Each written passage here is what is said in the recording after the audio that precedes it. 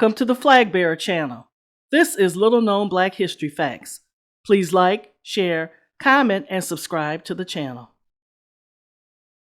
The riot that sparked a movement. The 1908 Springfield, Illinois Race Riot. Springfield, Illinois residents woke on August 14th, unprepared for what was about to happen and the change that was coming as a nation. On the evening of August 14, 1908, after being accused of unrelated sexual assault and murder crimes, two black men were sitting in jail. Tension was rising as a large mob of about 5,000 white people were gathering outside, trying to take matters into their own hands. They were demanding the release of both George Richardson and Joe James. George, who was accused of raping a white woman, Mabel Hallam, and Joe, who was accused of murdering a white railroad engineer, Clergy Ballard. As the news of George Richardson's alleged rape of Mabel Hallam spread through the city, crowds began to gather outside the Sangamon County Jail. William Earl Hallam, Mabel Hallam's husband, was among those who went inside the jail to see for themselves that James and Richardson were no longer there. At first, small groups came and went, but soon those arriving began outnumbering those leaving. As the police were sensing danger, the county sheriff, Sheriff Charles Warner, had the two prisoners spirited out of town with the help of local white restaurant owner Harry Loper. Loper owned one of the few automobiles in Springfield in 1908. So when Sangamon County Sheriff Charles Warner wanted to move the two black men out of the county jail before the white mob stormed the facility, he turned to Loper.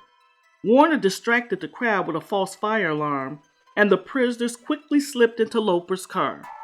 They secretly moved the two prisoners to another jail in Bloomington, Illinois. Once the mob learned of this move, they erupted into mass racial violence. The frustrated crowd turned its anger first on Harry Loper's restaurant. Kate Howard, a white woman, was one of the leaders of a mob that destroyed Loper's restaurant at the start of the Springfield Race Riot. Spreading out, the mob headed towards the black neighborhoods known as the Badlands. Passing over white-run establishments, the mob methodically decimated dozens of black businesses and tenant rooms with bricks, torches, and bullets.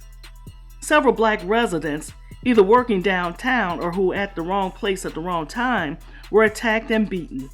Many black residents fled the city, a result many rioters were hoping for.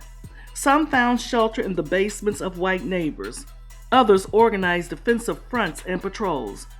Dozens sought refuge at Camp Lincoln and inside the Illinois State Arsenal across the street from the state capitol, where the militia, sent from throughout the state early Saturday morning, pitched its tents.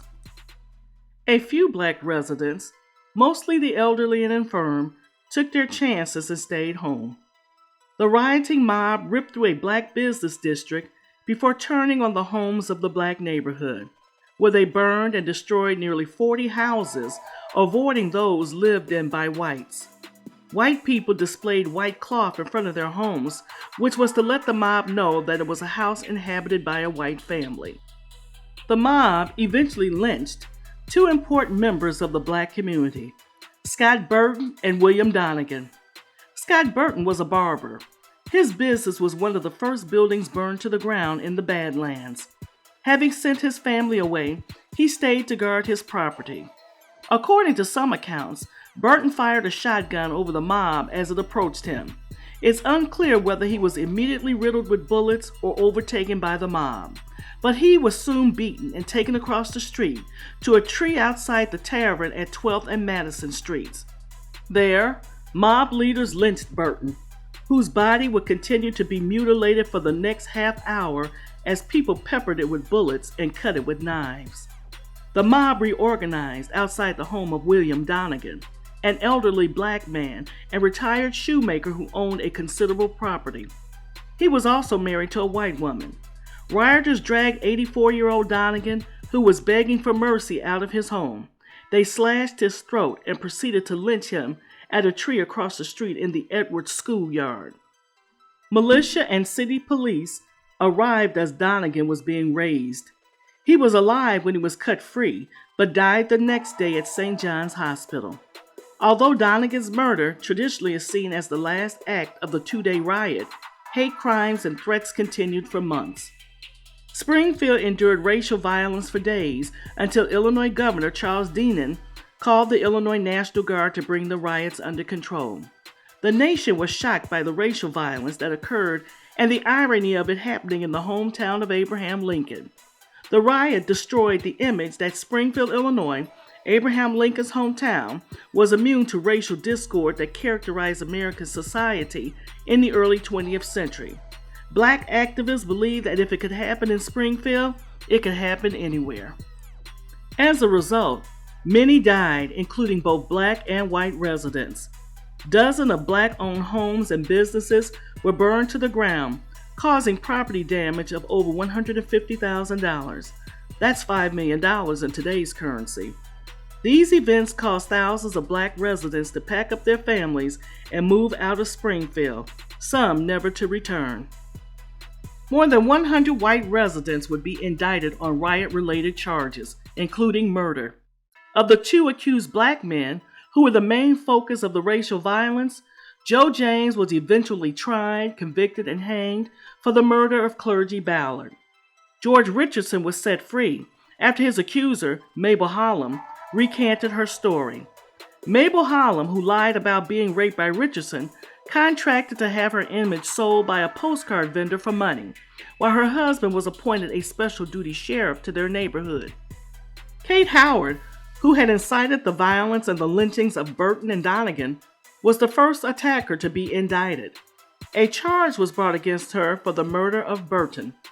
Howard was seen throwing bricks and looting a substantial amount of silverware and linen from Loper's restaurant.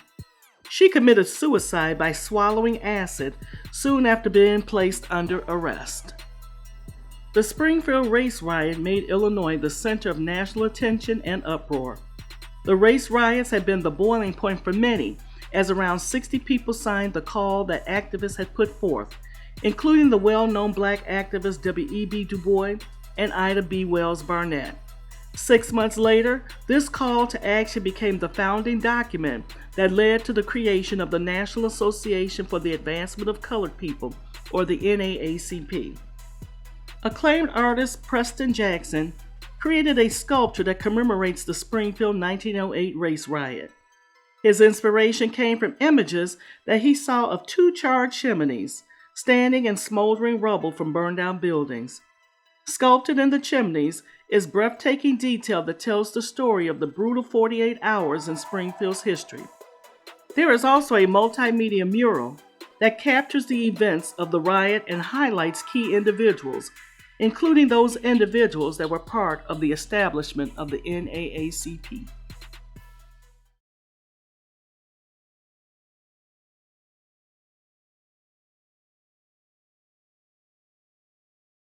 Until next time, if you like little-known history facts as I do, please like, share, comment, and subscribe to the channel. Press the bell to be notified of future uploads. Thank you for watching.